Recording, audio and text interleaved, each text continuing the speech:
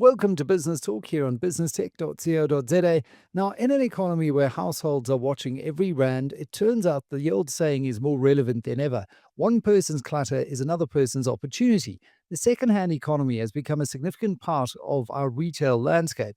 And when you combine that with access to small amounts of credit and a franchising model that enables entrepreneurs to plug into a very proven system, you really start to see why businesses like Cash Converters have endured through very tough economic cycles for decades. Joining me today is Engela van Loggerenberg, Finance Director at Cash Converters Southern Africa. Engela, great to have you back on the show. It's been probably about 8 months since we last spoke. And let's just talk about the perception of the business, because I think many people still think of Cash Converters purely as a place where you can buy or sell secondhand goods. But the business today is actually much broader than that. And I think what many people don't realize is behind the shop front sits a surprisingly sophisticated operating model. So, for someone who hasn't looked closely at the model before, what does the full Cash Converters ecosystem look like today? Thank you very much for the opportunity. Yes, absolutely. I think we've grown and evolved so much in these economies these days. And also remember it's very much a circular economy. So the focus is very much on reuse, repurpose, recycle, and people are tending more to that. They're very much focusing on saving the planet and doing things better. So I think the perception about just buying and selling has changed. People think more about how can I reuse, how can I recycle, instead of just dumping stuff, they'd rather sell it and get something for it at least. And yes, definitely, cash converters have given everyone that opportunity. But also, like you said, we more than just the shop front. We've got sophisticated IT systems behind us and world-class systems to be exact, where we literally handle everything that happens in all of the stores. We also have the web shop, remember, where people can literally go and sell online, which is really great for us as well. And then we've got the three-tier system where we've got different income streams, which really sets us apart, where we complement those different income streams with each other. So I think we really set apart from other businesses where we're making a difference and also servicing the community. Yeah, and I think a lot of that innovation we saw coming up through COVID, when brick and mortar was forced to shut down, and stores like Cash Converters were very agile, very nimble, and developed that e-commerce play almost overnight. And it Yes. really has been remarkable to see how you've now leveraged on. They often say sometimes opportunity leads strategy, and COVID was really an opportunity to do that. Let's just talk about the secondhand economy and re-commerce, as we call it. Sometimes there's this big shift. I know my partner's elder children love going to thrifting stores. They're in Dublin. It's a big trend in Europe at the moment. Mm, I think some of it's affordability, some of it's very much, as you said, circular economy, mm, sustainability, and I think just simply smarter consumer behavior. What absolutely. trends are you seeing in South Africa when it comes to demand for pre-owned goods? It's definitely shifted. I think where in the past people had some misconceptions about secondhand goods, people now see the value. And I think the thrift shops and shows like Pawn Stars from overseas have definitely changed people's mindsets to say, but there's nothing wrong with buying someone else's pre-loved goods. If it's in a great condition, why want to go buy a new item for double the price when you can get it for so much cheaper? And also, like I said, if you want to get rid of stuff that's cluttering your garage or all the cupboards, so we all know how quickly we can get things together, and cupboards are always so full. But at least now you can clear them out and get something back for it, or buy something else with that money that you really want. So I think people are really seeing the value in that. And we've moved a long way from the misconception about, oh no, I don't want anything that's secondhand. People now see the value because it's more affordable and they don't have to pay exorbitant prices for stuff that they can get in cash converters. And it also caters to all the different levels of people. I mean, we've got tools, we've got brick and brack, but we also have Louis Vuitton handbags and Rolex watches. So we literally cater to everyone in the market. And given that and these rise in the re-commerce economy, you've now seen an opportunity also to lean into your data to create something of a lending engine as well behind this. But in a tough economic climate, it's not, it's not a surprise to see that people are wanting access to small, short-term credit. I think it can make a big difference to households. But the industry also faces a lot of scrutiny around responsible lending, and money lending has got a bit of a bad reputation. So, how does Cash Converters balance the need for accessibility with being a responsible credit provider and ensuring that you're not one of the machinistas out there?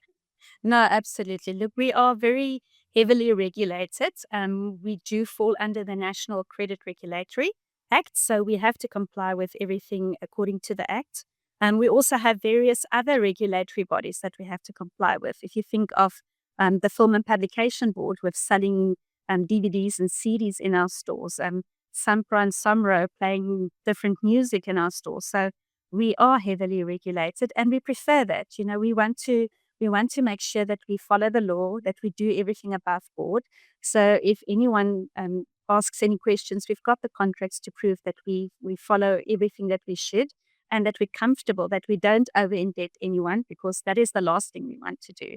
And for people that obviously can't afford to take out loans, we, like I said, have the option where they can take money against an item. So we've got the secured option as well. So you can bring any household item or a cell phone or a laptop, and you can borrow money against that. And 80% of people come back for their goods. So it's a very high redemption rate. So it's just that short-term bridging of the gap where people just might be in a little bit of a bind for a short period.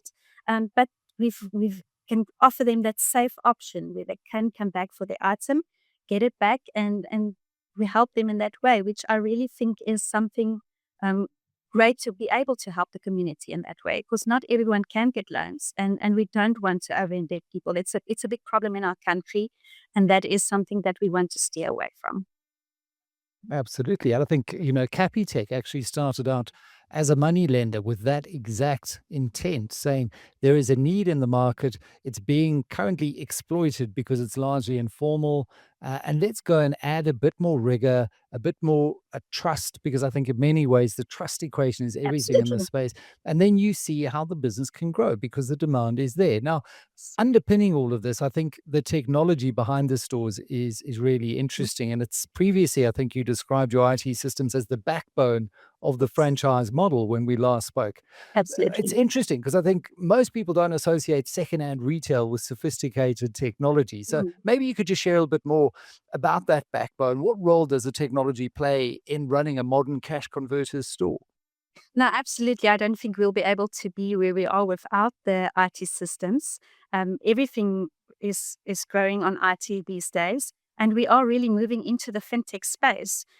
So everything moves so fast, we have to keep up. And our IT systems allow us to bring in new products, like I said, to incorporate the web shop. So literally everything is done online these days. Also, having this great IT system allows us to have a single view of our customers. So we can look at customers and how they do business in different stores. Are they regular customers? It allows us to get data so that we can use it for marketing, which obviously is also a big benefit. So definitely we cannot do anything without our IT systems, and we continuously look at new ways of how we can add new products, how we can increase revenue into our stores, and give new platforms for our customers to be able to do business with us. And for all of that, you need IT. So we've got about 12 full-time developers that's constantly just working on our systems, making sure that they develop, making sure that everything's run smoothly. We obviously can't afford to be offline at any point of time because you don't want to lose business. So it really is a first-class system, and everything hinges on that. And we're very proud of what we've built and have in our Cash Converters group. Uh, I think it's been one of the greatest evolutions of the business and the business model, because it means as a consumer, if you go online and you see a product that isn't maybe in a store close to you, but it's part of the broader network, that inventory doesn't sit there and get lost to that particular franchise in terms of a sale. And it can also inform your lending decisions and pricing and all of that. Fascinating. And of course, there are not a couple of coders in the background. 12 developers is quite a team.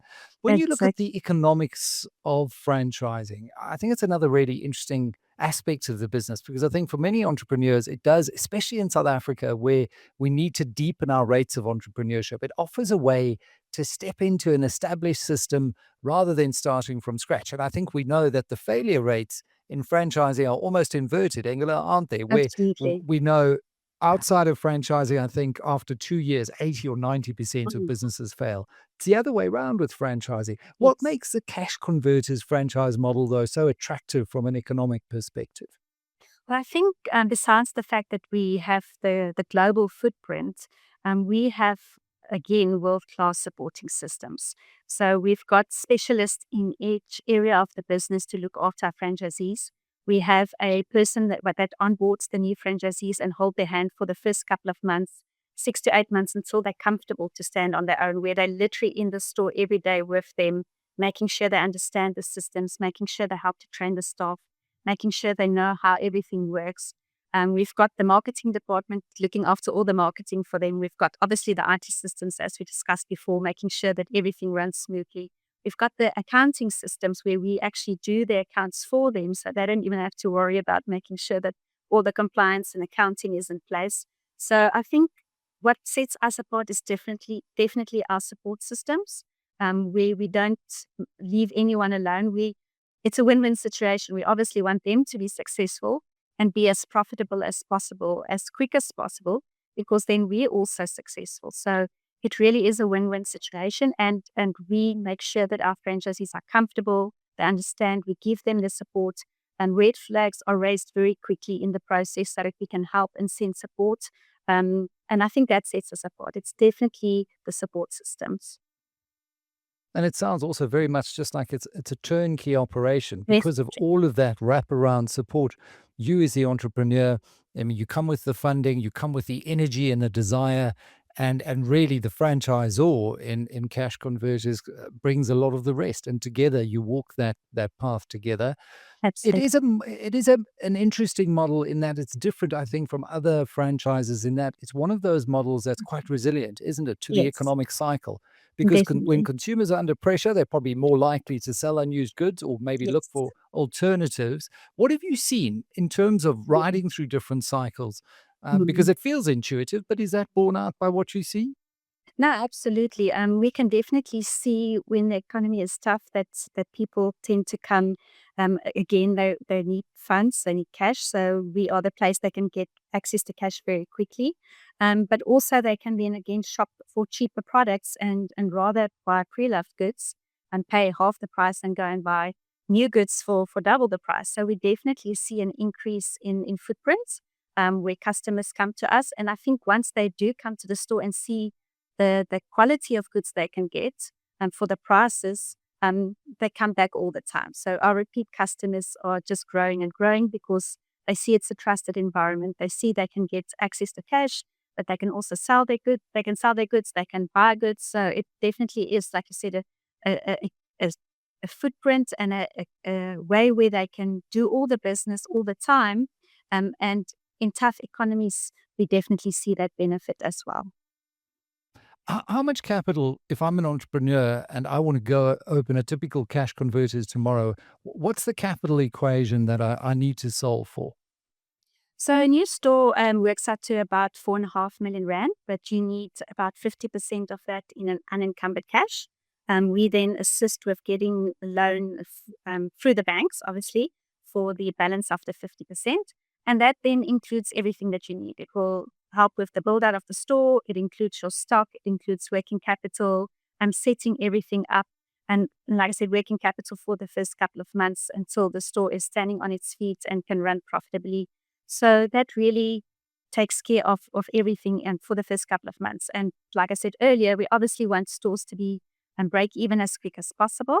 And also that's a big part of our support system in the beginning is to make sure that that can happen because the first couple of months are crucial. It's intense. It's hard work. The franchisees needs to be very hands-on. They need to be in the business, understand the business. But with our support, we have seen that that break-even point is just becoming better and better and quicker and quicker. And that's something that I think is also saying a lot about not only franchising and the support, but specifically to cash converters and the support we give to the franchisees. Absolutely. Well, if you are thinking about getting into entrepreneurship, I think there are a few better ways than franchising at a broad level, but very specifically, franchise models like cash converters that are really resilient to various economic cycles and leaning into all of those trends from sustainability, the circular economy, thrifting, and where consumers are really going into brick and mortar and e-commerce multi-channel as well. It kind of ticks all of the boxes. A big thank you to Engela van Loggerenberg, FD at Cash Converters Southern Africa, for helping us understand the mechanics behind the business model that really turns unused goods into opportunity. And thank you for watching Business Talk on businesstech.co.za. I'm Michael Avery. Take care.